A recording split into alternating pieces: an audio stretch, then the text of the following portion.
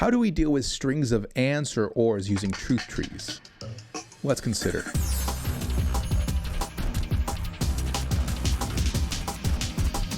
Hello, I'm Chico. Welcome to the Philosopher Channel Introduction to Propositional Logic course. One shortcut that we learned earlier on, or an abbreviation we called it, is that instead of writing, for example, A and B and C, we said that we could string along ands and just write A and B and C. Or we could do the same thing for ors. Instead of saying A or B or C, we could just say A or B or C, and no bad things would happen. And remember, we couldn't use this technique for other connectives. If you don't remember about that, go ahead and check my video, why and or strings are okay, but not arrow and double arrow. Now let's say we're doing truth trees and we come across something that looks like A and B and C. What do we do now? We don't really have a rule for this. Well, one thing you might think, and this is something you will see that you can do, is we can just say, oh, well, it's just a shortcut for this, so I'll just do my truth tree rules for this, A and B and C. The problem is saying A and B and C is also a shortcut for this. It's ambiguous between the two propositions. So what do? Well, luckily, both of these propositions have the same outcome. These truth trees are going to be the same. In fact, let's check that out right now. For the A and B and C, first we'll do the A and B, C, check. And then we'll do the A, B, check. And look what we have, C, A, B. Okay. Now let's apply the conjunction rule on the right-hand side. We have A, B, and C. And then we'll apply the conjunction rule again to the B and C, and we'll get B, C. So again, we get A, B, C.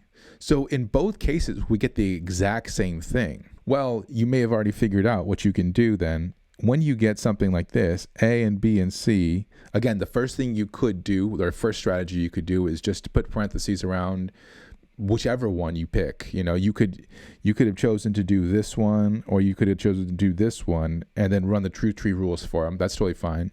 Or here's a rule you could do. Just do that, A, B, C, and just take your conjunction and write all of the conjuncts down, and that counts too. Again, this is not technically a truth tree rule, because this is technically not a proposition, right? This is not following the rules. And Smith talks about later on in the chapter why we should care that this is not technically a truth tree rule. First, because eventually we're going to prove that our system for truth trees is both sound and complete. And what exactly that means, we'll see later on. We're going to actually do it. But in order to prove this, we can't prove it for each and every truth tree, because there are an infinite number of truth trees. Instead, what we're going to do is we're going to prove something about each individual rule that we use for the truth trees. So the only thing that counts then as sound and complete is stuff that we can get to using our rules. Now, the thing I just showed you isn't something that you get to using the rules. It's something that works, right? It's a little cheater kind of way to do things, but it technically doesn't count as something that's proved with those rules. A second reason he says that we should worry is because we want our truth trees to be an effective procedure. Now, effective procedure is something that you can apply the rules algorithmically, right? Just like a machine, you plug in the rules and there's no need for any kind of insight or any kind of imagination or anything like that to apply the rules. You just apply the rules and you get your output and everything's good to go. Well, if we're using like these little cheater kind of rules, you kind of have to get like a little intuition about things, right? And say, I see this will work, right? So this doesn't really count as an effective procedure. So again, you're allowed to do this. It's just know that this doesn't really count. This is like the unofficial technique on how to do this. And the same thing works for A or B or C. So let's do those. A or B or C. If we have this or we have this, let's use our true tree rules.